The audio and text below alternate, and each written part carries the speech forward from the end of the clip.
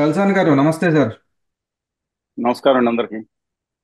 Sir, Rahul Gandhi గారు పడి లేచిన కెరటంలా కనిపిస్తున్నారు.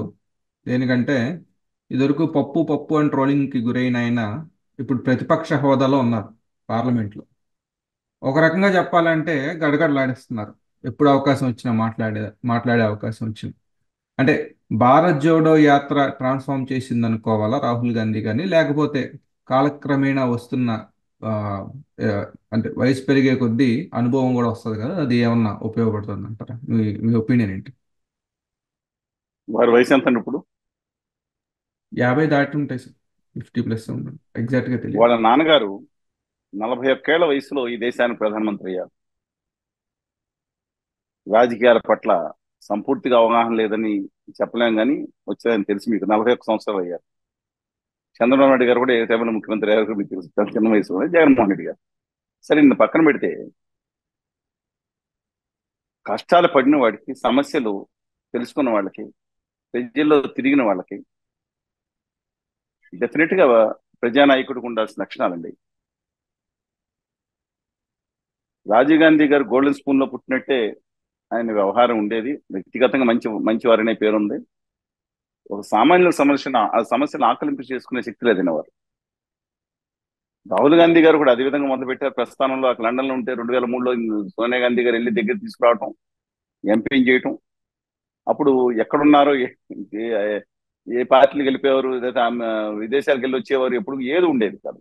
గత కొంతకాలం క్రితం వరకు ఆ రాడ్ తేలిన మనుషుల ఆయన తయారు చేసుకుంటున్నారు. పార్లమెంట్ లో మొదట వెళ్ళి నరేంద్ర మోడీ గారిని హత్తుకుని, ఏ క్రోధం అనేది, ద్వేషం అనేది మనం ఉండకూడదు అనేది కొంచెం డ్రామాటిక్ గా అనిపించినా సరే ఇమ్మెచ్యూరిటీ అనిపించింది. మెచ్యూరిటీ ఎప్పుడు వచ్చేది?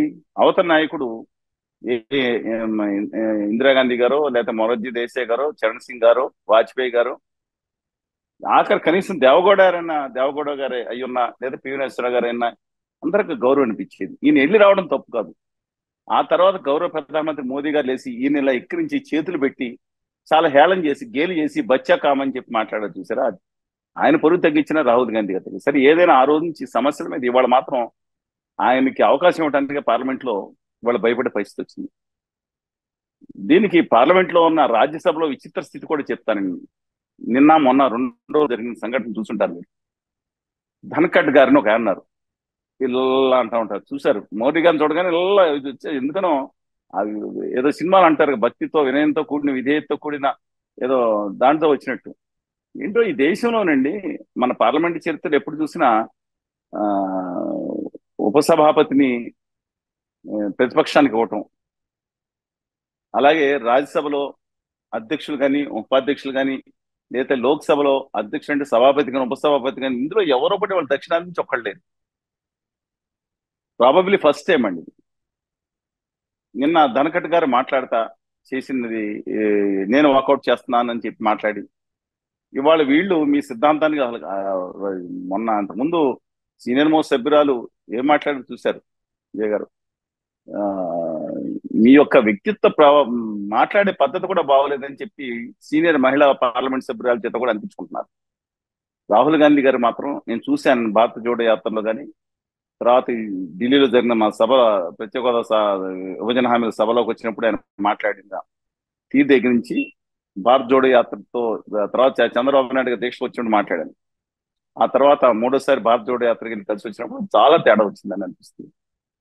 ఇవాళ ఆయనకి చక్కటి, ఇప్పుడు మల్లికార్జున ఖర్గే గారు లాంటి సీనియర్ మోస్ట్, ఆయన దేశ ప్రధానమంత్రి అయినా పక్కన ఈయనైనా, మా స్వార్థం ఏంటంటే ఆయన వస్తే కనుక మొట్టమొదటిసారి ఆంధ్రప్రదేశ్ మొట్టమొదటి సొంతం ప్రత్యేక హోదా మీద, విభజన హామీ మీద పెడతారు. దేశ చరిత్రలో ఒక మేజర్ పార్టీ నిర్ణయం తీసుకుంటారు ఇవాళ. అది మా యొక్క ఇది ఆయనకు అనుకూలత. కానీ ఇవాళ ఆయనకి దేశం ఆయన చేతిలో పెడితే దేశం ఏమైపోతుందో అనే దాంట్లో చాలా మంది ప్రజలు ఇంకా ఉన్నారండి.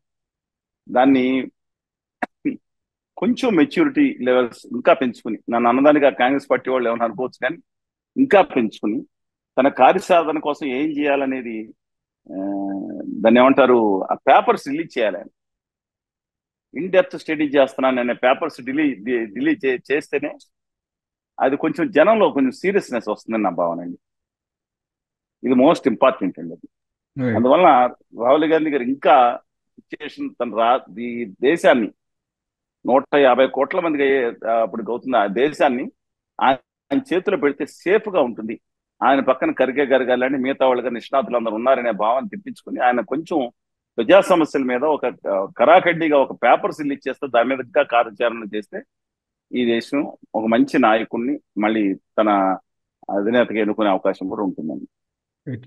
నిజమే సార్, మీరు చెప్పినట్టు నెహ్రూ గారు పోరాటి ప్రధానమంత్రి అయ్యారు. ఆ తర్వాత ఇందిరాగాంధీ గారు కూడా నెహ్రూ గారి తర్వాత ప్రధానమంత్రి అయ్యారు. కష్టపడి అయ్యారండి. కొంత కష్టపడ్డారు.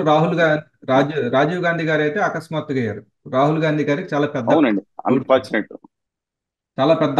ఇంకోటి చెప్తున్నాను, రాహుల్ గాంధీ గారు 2004 నుంచి 14లో ఏ రోజన్నా సరే నాకు ప్రధానమంత్రి కావాలా అమ్మా అని చెప్పి గట్టిగా పట్టుబడితే ఆ రోజు ఆ రోజే ప్రధానమంత్రి అయ్యేవారు. అవును.